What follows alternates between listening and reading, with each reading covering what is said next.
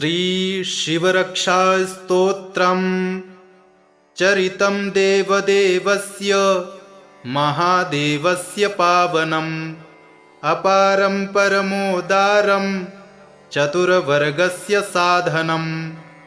गौरीविनायकोपेतं पञ्चवक्त्रं त्रिनेत्रकं शिवं ध्यात्वा दशभुजं शिवरक्षां पठेन्नरः गंगाधरः शिरः पातु भालमर्धेन्दुशेखरः नयने मदनध्वंसी कर्णौ सर्पविभूषणः घ्राणं पातु पुरारातिर्मुखं पातु जगत्पतिः जिह्वां वागीश्वरः पातु कंधरां शितिकन्धरः श्रीकण्ठः पातु मे कण्ठं स्कन्धौ विश्वधुरन्धरः भुजौ भूभारसंहर्ता करौ पातु पिनाग्ध्रिक हृदयं शङ्करः पातु जठरं गिरिजापतिः नाभिं मृत्युञ्जयः पातु कटिव्याघ्रजिनाम्बरः सक्थिनी पातु दीनार्त शरणागतवत्सलः ऊरू महेश्वरः पातु जानुनी जगदीश्वरः जङ्घे पातु जगत्कर्ता गुल्फौ पातु गणाधिपः चरणौ करुणा सिन्धुः सर्वाङ्गानि सदाशिवः एतां शिवबलोपेतां रक्षां यः सुकृती पठेत् स भुक्त्वा सकलान् कामान् शिवसायुज्यमाप्नुयात् ग्रहभूतपिशाचाद्यास्त्रैलोक्ये विचरन्ति ये दूरादाशु पलायन्ते शिवनामाभिरक्षणात् अभयं करनामेदं कवचं पार्वतीपतेः भक्त्या बिभर्ति यः कण्ठे तस्य वश्यं जगत्त्रयम् इमां नारायणः स्वप्ने शिवरक्षां यथा दिशत प्रातरुत्थाय योगीन्द्रो याज्ञवल्क्यस्तथा लिखत श्रीशनैश्चराष्टकम् कोडोऽन्तको रौद्रयमोऽथ बभ्रुः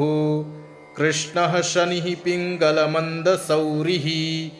नित्यं स्मृतो यो हरते च पीडां तस्मै नमः श्रीरविनन्दनाय सुरासुरः किं पुरुषा गणेन्द्रा गन्धर्वविद्याधरपन्नगाश्च पीड्यन्ति सर्वे विषमस्थितेन तस्मै नमः श्रीरविनन्दनाय नरा नरेन्द्राः पशवो मृगेन्द्रा वन्याश्च ये कीटपतङ्गभृङ्गाः पीड्यन्ति सर्वे विषमस्थितेन तस्मै नमः श्रीरविनन्दनाय देशाश्च दुर्गाणि वनानि यत्र सेनानिवेशाः पुरपत्तनानि पीड्यन्ति सर्वे विषमस्थितेन तस्मै नमः श्रीरविनन्दनाय तिलैर्यवैर्माशगुडान्नदानैर्लोहेन नीलाम्बरदानतो वा प्रीणाति मन्त्रैर्निजवासरे च तस्मै नमः श्रीरविनन्दनाय प्रयागकूले यमुनातटे च सरस्वती पुण्यजले गुहायां यो योगिनां ध्यानगतोऽपि सूक्ष्मस्तस्मै नमः श्रीरविनन्दनाय अन्यप्रदेशात् स्वगृहं प्रविष्टस्तदीयवारे स नरः सुखी स्यात् गृहाद्गतो यो न पुनः प्रयाति तस्मै नमः श्रीरविनन्दनाय सृष्टा स्वयंभूर्भुवनत्रयस्य त्राता हरिः संहरते पिनाकी एकस्त्रिधा ऋग्यजुः साममूर्तिस् तस्मै नमः श्रीरविनन्दनाय। शन्यष्टकं यः प्रयतः प्रभाते नित्यं सुपुत्रैः पशुबान्धवैश्च पठेच्च सौख्यं भुवि भोगयुक्तं प्राप्नोति निर्वाणपदं परं सः। दशरथकृतं शनिस्तोत्रं प्रसन्नो यदि मे सौरे एकश्चास्तु वरः परः। रोहिणीं भेदयित्वा तु न गन्तव्यं कदाचन सरितः सागरा यावच्चन्द्रार्कमेदिनी। याचितं तु महासौरे नन्यमिक्षाम्यहम् एवमस्तु शनिप्रोक्तं वरलब्ध्वा तु शाश्वतं। प्राप्यैवं तु वरं राजा कृतकृत्यो भवत्तदा। पुनरेवाब्रवीत्तुष्टो वरं वरमसुव्रत। नमः कृष्णाय नीलाय शितिकण्ठनिभाय च नमः कालाग्निरूपाय कृतान्ताय च वै नमः। नमो निर्मांसदेहाय दीर्घश्मश्रुजटाय च नमो विशालनेत्राय शुष्कोदरभयाकृते। नमः पुष्कलगात्राय स्थूलरोम्डेऽथ वै नमः। नमो दीर्घाय शुष्काय कालदंष्ट्र नमोऽस्तु ते। नमस्ते कोटराक्षाय दुर्निरीक्ष्याय वै नमः। नमो घोराय रौद्राय भीषणाय कपालिने। नमस्ते सर्वभक्षाय बलीमुख नमोऽस्तु ते। सूर्यपुत्र नमस्तेस्तु भास्करे भयदाय च। अधोदृष्टेः नमस्तेस्तु संवर्तक नमोऽस्तु ते। नमो मन्दगते तुभ्यं निस्त्रिंशाय नमोऽस्तु ते। तपसा दग्धदेहाय नित्यं योगरताय च नमो नित्यं क्षुधार्ताय अतृप्ताय च वै नमः। ज्ञानचक्षुर्नमस्तेस्तु कश्यपात्मजसूनवे। तुष्टो ददासि वैराज्यं रुष्टो हरसि तत्क्षणात्। देवासुरमनुष्यांश्च सिद्धविद्याधरोरगाः त्वया विलोकिताः सर्वे नाशं यान्ति समूलतः। प्रसाद कुरु मे सौरे वरदो भव भास्करे। एवं स्तुतस्तदा सौरिर्ग्रहराजो महाबलः। प्रसन्नो यदि मे सौरे वरं देहि ममेप्सितम्। अद्य प्रभृति पिङ्गाक्ष पीडा देया न कस्यचित्। चरितं देवदेवस्य महादेवस्य पावनम् अपारं परमोदारं चतुर्वर्गस्य साधनम्। गौरीविनायकोपेतं पञ्चवक्त्रं त्रिनेत्रकं शिवं ध्यात्वा दशभुजं शिवरक्षां पठेन्नरः। गङ्गाधरः शिरः पातु भालमर्धेन्दुशेखरः। नयने मदनध्वंसी कर्णौ सर्पविभूषणः। घ्राणं पातु पुरारातिर्मुखं पातु जगत्पतिः। जिह्वां वागीश्वरः पातु कन्धरां शितिकन्धरः। श्रीकण्ठः पातु मे कण्ठं स्कन्धौ विश्वधुरन्धरः। भुजौ भूभारसंहर्ता करौ पातु पिनाग्ध्रिक। हृदयं शङ्करः पातु जठरं गिरिजापतिः।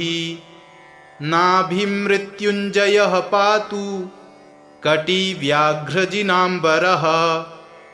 सक्थिनी पातु दीनार्त शरणागतवत्सलः।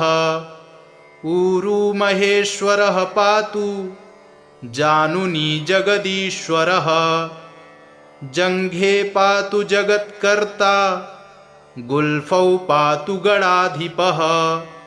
चरणौ करुणा सिन्धुः सर्वाङ्गानि सदाशिवः एतां शिवबलोपेतां रक्षां यः सुकृती पठेत्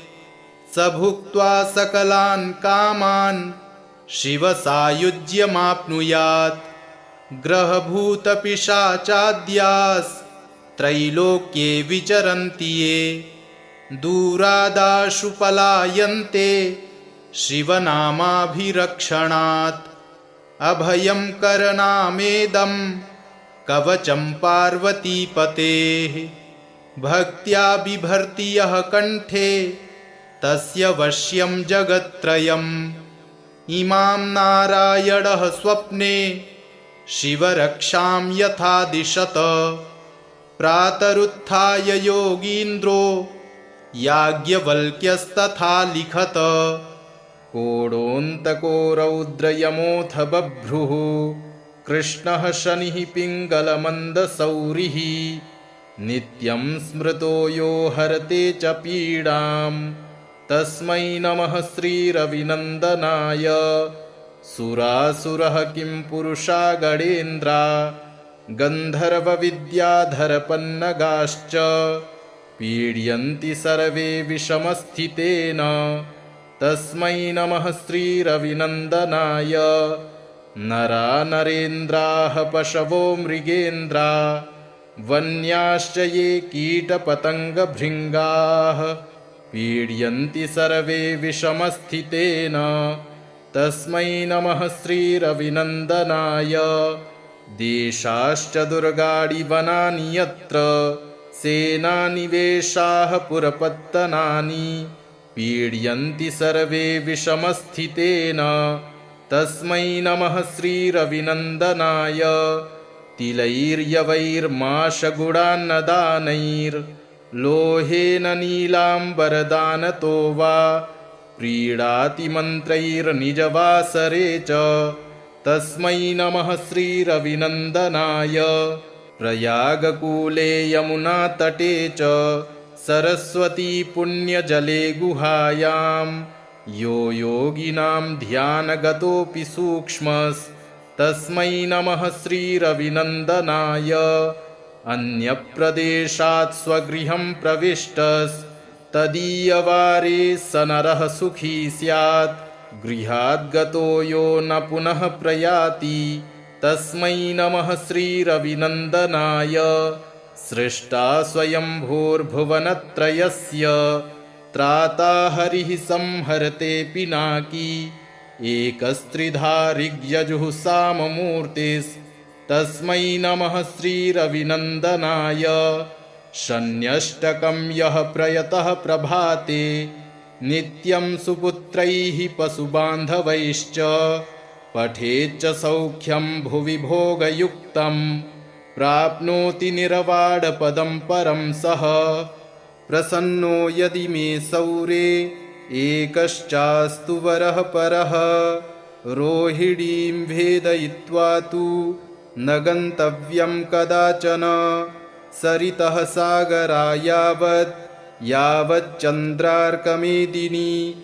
याचितं तु महासौरे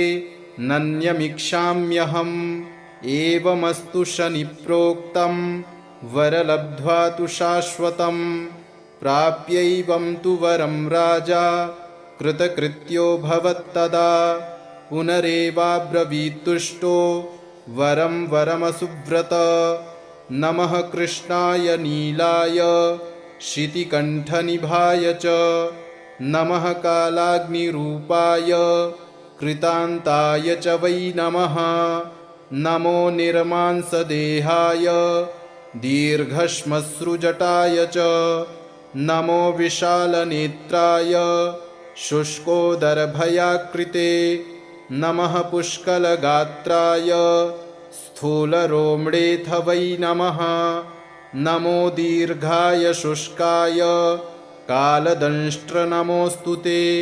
नमस्ते कोटराक्षाय दुर्निरीक्ष्याय वै नमः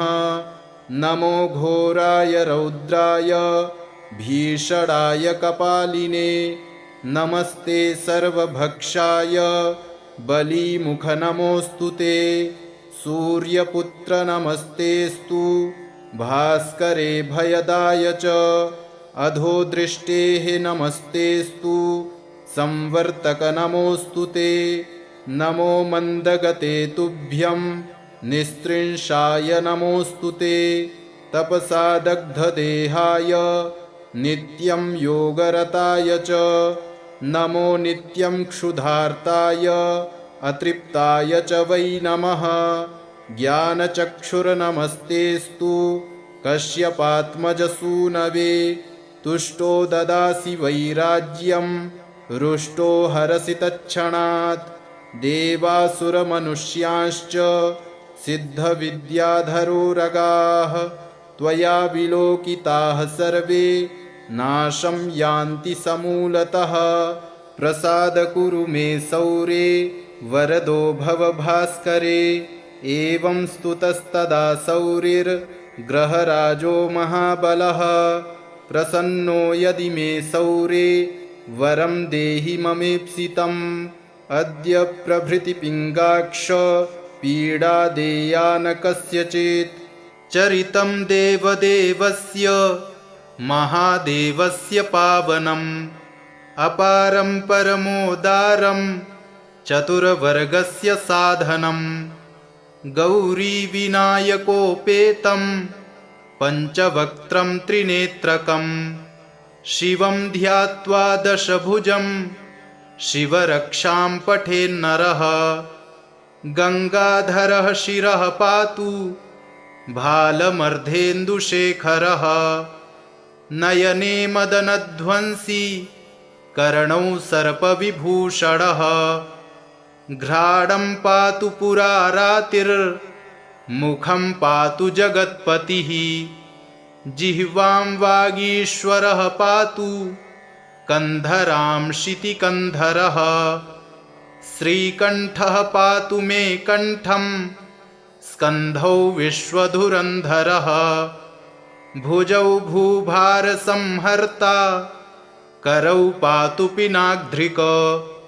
हृदयं शङ्करः पातु जठरं गिरिजापतिः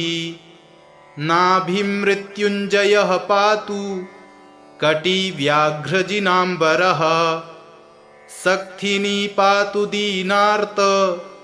शरणागतवत्सलः ऊरू महेश्वरः पातु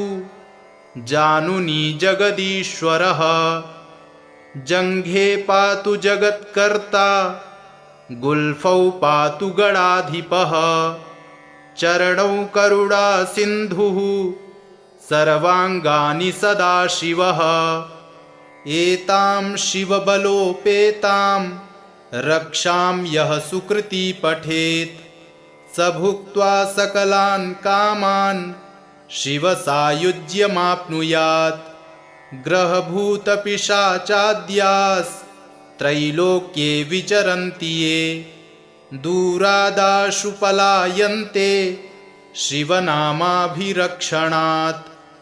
अभयं करनामेदं कवचं पार्वतीपतेः भक्त्या बिभर्ति यः कण्ठे तस्य वश्यं जगत्त्रयम् इमां नारायणः स्वप्ने शिवरक्षां यथा दिशत प्रातरुत्थाय योगीन्द्रो याज्ञवल्क्यस्तथा लिखत कोडोऽन्तको रौद्रयमोऽथ बभ्रुः कृष्णः शनिः पिङ्गलमन्दसौरिः नित्यं स्मृतो यो हरते च पीडां तस्मै नमः श्रीरविनन्दनाय सुरासुरः किं पुरुषा गणेन्द्रा गन्धर्वविद्याधरपन्नगाश्च पीड्यन्ति सर्वे विषमस्थितेन तस्मै नमः श्रीरविनन्दनाय नरा नरेन्द्राः पशवो मृगेन्द्रा वन्याश्च ये कीटपतङ्गभृङ्गाः पीड्यन्ति सर्वे विषमस्थितेन तस्मै नमः श्रीरविनन्दनाय देशाश्च दुर्गाणि वनानि यत्र सेनानिवेशाः पुरपत्तनानि पीड्यन्ति सर्वे विषमस्थितेन तस्मै नमः श्रीरविनन्दनाय तिलैर्यवैर्माशगुडान्नदानैर्लोहेन नीलाम्बरदानतो वा प्रीणाति मन्त्रैर्निजवासरे च तस्मै नमः श्रीरविनन्दनाय प्रयागकूले यमुनातटे च सरस्वती पुण्यजले गुहायां यो योगिनां ध्यानगतोऽपि सूक्ष्मस्तस्मै नमः श्रीरविनन्दनाय अन्यप्रदेशात् स्वगृहं प्रविष्टस्तदीयवारे स नरः सुखी स्यात् गृहाद्गतो यो न पुनः प्रयाति तस्मै नमः श्रीरविनन्दनाय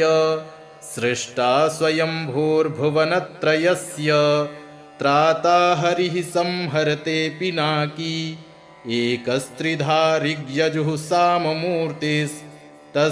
नमः श्रीरविनन्दनाय शन्यष्टकं यः प्रयतः प्रभाते नित्यं सुपुत्रैः पशुबान्धवैश्च पठेच्च सौख्यं भुवि भोगयुक्तं प्राप्नोति निर्वाणपदं परं सः प्रसन्नो यदि मे सौरे एकश्चास्तु वरः परः रोहिणीं भेदयित्वा तु न गन्तव्यं कदाचन सरितः सागरा यावच्चन्द्रार्कमेदिनी याचितं तु महासौरे नन्यमिक्षाम्यहम् एवमस्तु शनिप्रोक्तं वरलब्ध्वा तु शाश्वतं प्राप्यैवं तु वरं राजा कृतकृत्यो भवत्तदा पुनरेवाब्रवीत्तुष्टो वरं वरमसुव्रत नमः कृष्णाय नीलाय शितिकण्ठनिभाय च नमः कालाग्निरूपाय कृतान्ताय च वै नमः नमो निर्मांसदेहाय दीर्घश्मश्रुजटाय च नमो विशालनेत्राय शुष्कोदरभयाकृते नमः पुष्कलगात्राय स्थूलरोम्णेऽथ वै नमः नमो दीर्घाय शुष्काय कालदंष्ट्र नमोऽस्तु ते नमस्ते कोटराक्षाय दुर्निरीक्ष्याय वै नमः नमो घोराय रौद्राय भीषणाय कपालिने नमस्ते सर्वभक्षाय बलीमुख नमोऽस्तु ते सूर्यपुत्र नमस्तेस्तु भास्करे भयदाय च अधोदृष्टेः नमस्तेस्तु संवर्तक नमोऽस्तु ते नमो मन्दगते तुभ्यं निस्त्रिंशाय नमोऽस्तु ते तपसा दग्धदेहाय नित्यं योगरताय च नमो नित्यं क्षुधार्ताय अतृप्ताय च वै नमः ज्ञानचक्षुर्नमस्तेस्तु कश्यपात्मजसूनवे तुष्टो ददासि वैराज्यं रुष्टो हरसि तत्क्षणात् देवासुरमनुष्यांश्च सिद्धविद्याधरोरगाः त्वया विलोकिताः सर्वे नाशं यान्ति समूलतः प्रसाद कुरु मे सौरे वरदो भव भास्करे एवं स्तुतस्तदा सौरिर्ग्रहराजो महाबलः प्रसन्नो यदि मे सौरे वरं देहि ममेप्सितम् अद्य प्रभृति पिङ्गाक्ष पीडा देया न कस्यचित् चरितं देवदेवस्य महादेवस्य पावनम् अपारं परमोदारं चतुर्वर्गस्य साधनम् गौरीविनायकोपेतं पञ्चवक्त्रं त्रिनेत्रकं शिवं ध्यात्वा दशभुजं शिवरक्षां पठेन्नरः गङ्गाधरः शिरः पातु भालमर्धेन्दुशेखरः नयने मदनध्वंसी कर्णौ सर्पविभूषणः घ्राणं पातु पुरारातिर्मुखं पातु जगत्पतिः जिह्वां वागीश्वरः पातु कन्धरां शितिकन्धरः श्रीकण्ठः पातु मे कण्ठं स्कन्धौ विश्वधुरन्धरः भुजौ भूभारसंहर्ता करौ पातु पिनाग्ध्रिक हृदयं शङ्करः पातु जठरं गिरिजापतिः नाभिमृत्युञ्जयः पातु कटिव्याघ्रजिनाम्बरः सक्थिनी पातु दीनार्त शरणागतवत्सलः ऊरू महेश्वरः पातु जानुनी जगदीश्वरः जङ्घे पातु जगत्कर्ता गुल्फौ पातु गणाधिपः चरणौ करुणासिन्धुः सर्वाङ्गानि सदाशिवः एतां शिवबलोपेतां रक्षां यः सुकृती पठेत् स भुक्त्वा सकलान् कामान् शिवसायुज्यमाप्नुयात् ग्रहभूतपिशाचाद्यास्त्रैलोक्ये विचरन्ति ये दूरादाशु पलायन्ते शिवनामाभिरक्षणात् अभयं करनामेदं कवचं पार्वतीपतेः भक्त्या बिभर्ति यः कण्ठे तस्य वश्यं जगत्त्रयम् इमां नारायणः स्वप्ने शिवरक्षां यथा दिशत प्रातरुत्थाय योगीन्द्रो याज्ञवल्क्यस्तथा लिखत कोडोऽन्तको रौद्रयमोऽथ बभ्रुः कृष्णः शनिः पिङ्गलमन्दसौरिः नित्यं स्मृतो यो हरते च पीडां तस्मै नमः श्रीरविनन्दनाय सुरासुरः किं पुरुषा गणेन्द्रा गन्धर्वविद्याधरपन्नगाश्च पीड्यन्ति सर्वे विषमस्थितेन तस्मै नमः श्रीरविनन्दनाय नरा नरेन्द्राः पशवो मृगेन्द्रा वन्याश्च ये कीटपतङ्गभृङ्गाः पीड्यन्ति सर्वे विषमस्थितेन तस्मै नमः श्रीरविनन्दनाय देशाश्च दुर्गाणि वनानि यत्र सेनानिवेशाः पुरपत्तनानि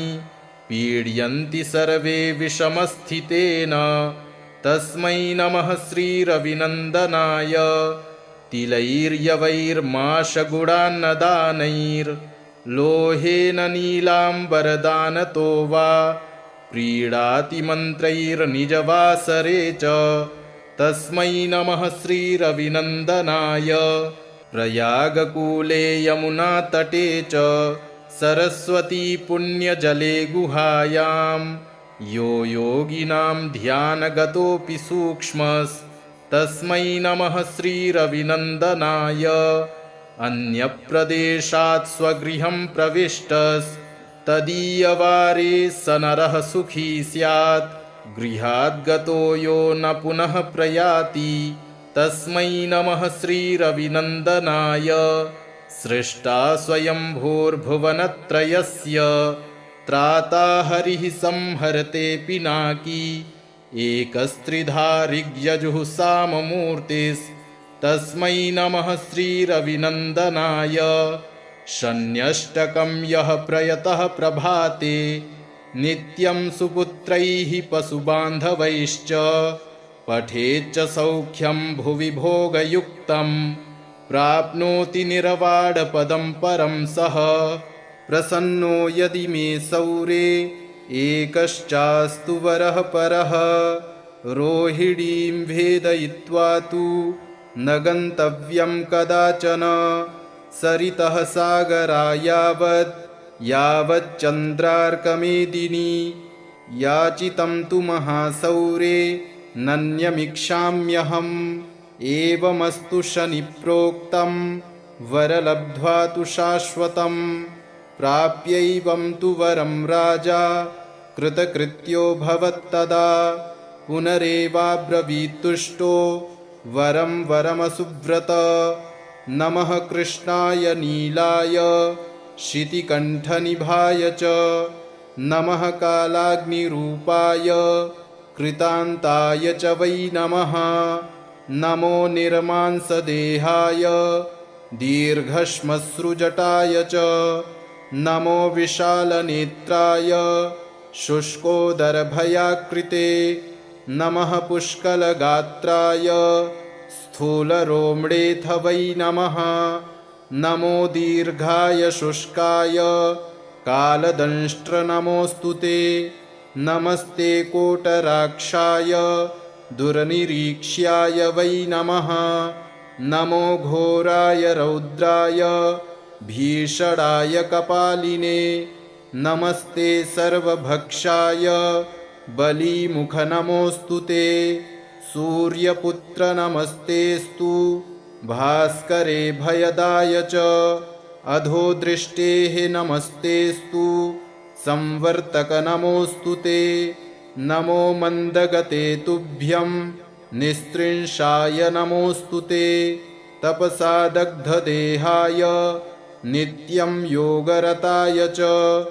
नमो नित्यं क्षुधार्ताय अतृप्ताय च वै नमः ज्ञानचक्षुर्नमस्तेस्तु कश्यपात्मजसूनवे तुष्टो ददासि वैराज्यं रुष्टो हरसि तत्क्षणात् देवासुरमनुष्यांश्च सिद्धविद्याधरोरगाः त्वया विलोकिताः सर्वे नाशं यान्ति समूलतः प्रसाद कुरु मे सौरे वरदो भव भास्करे एवं स्तुतस्तदा सौरिर्ग्रहराजो महाबलः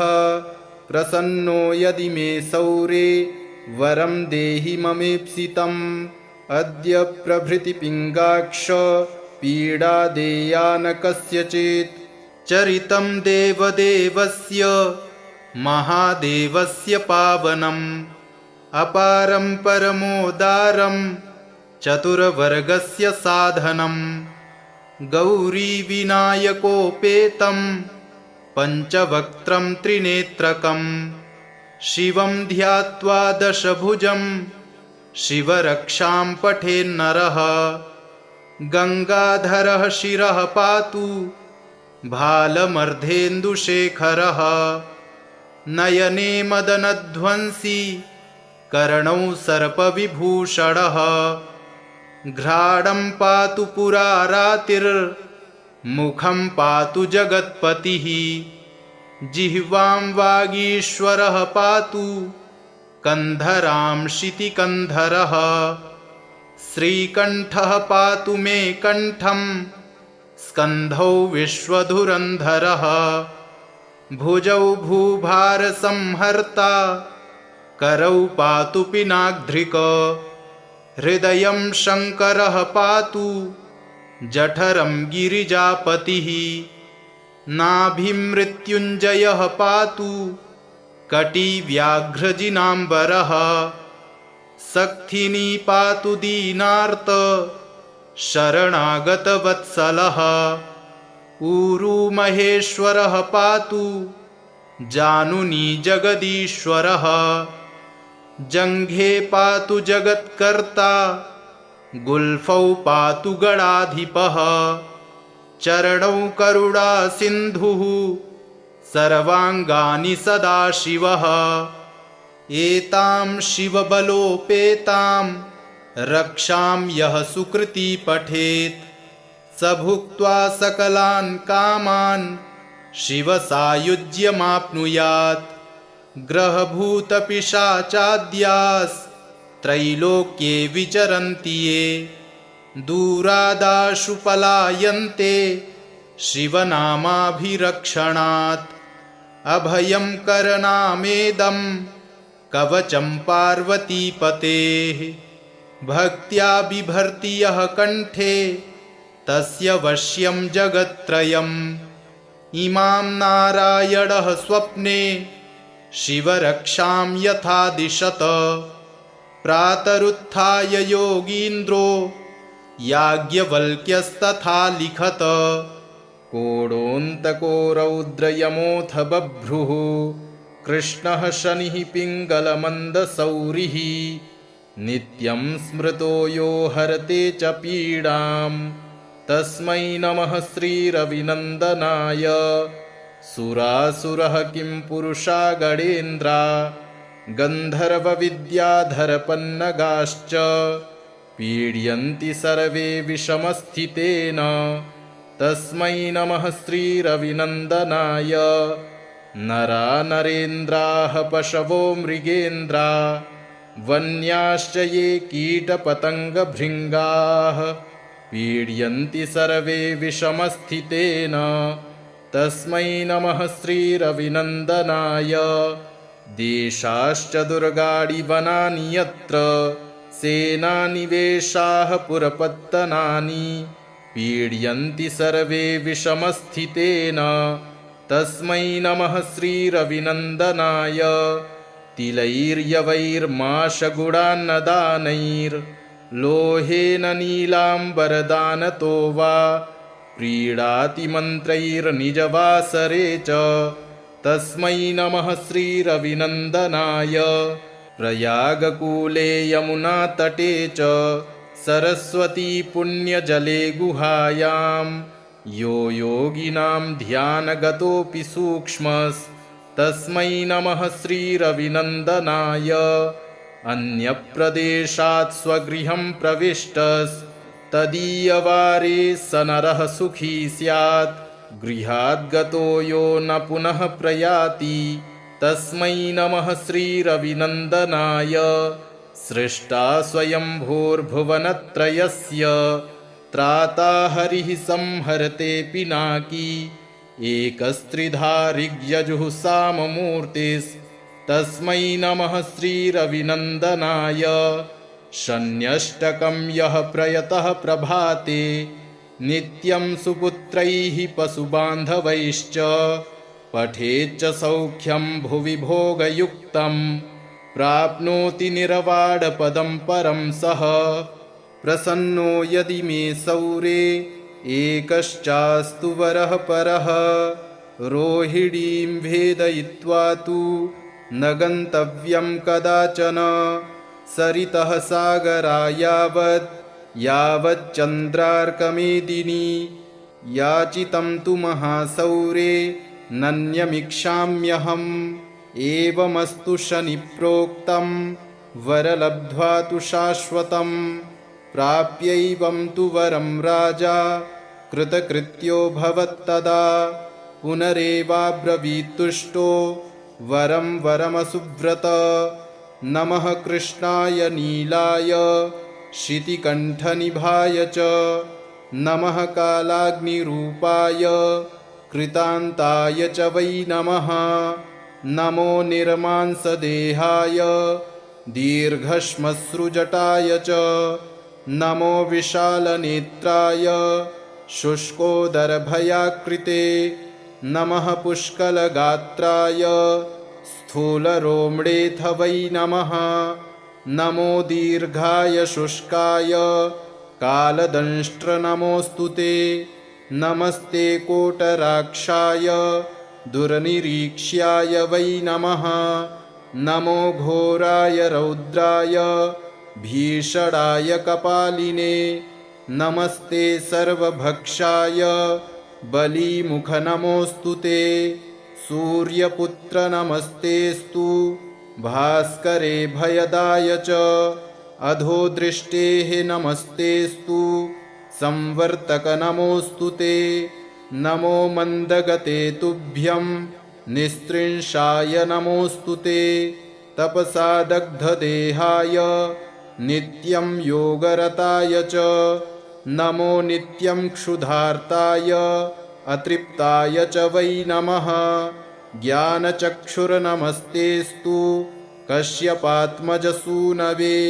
तुष्टो ददासि वैराज्यं रुष्टो हरसि तत्क्षणात्। देवासुरमनुष्यांश्च सिद्धविद्याधरोरगाः त्वया विलोकिताः सर्वे नाशं यान्ति समूलतः। प्रसाद कुरु मे सौरे वरदो भव भास्करे। एवं स्तुतस्तदा सौरिर्ग्रहराजो महाबलः। प्रसन्नो यदि मे सौरे वरं देहि ममेप्सितम्। अद्य प्रभृति पिङ्गाक्ष पीडा देया न कस्यचित्। इति श्रीदशरथकृतं शनिस्तोत्रम् सम्पूर्णम्।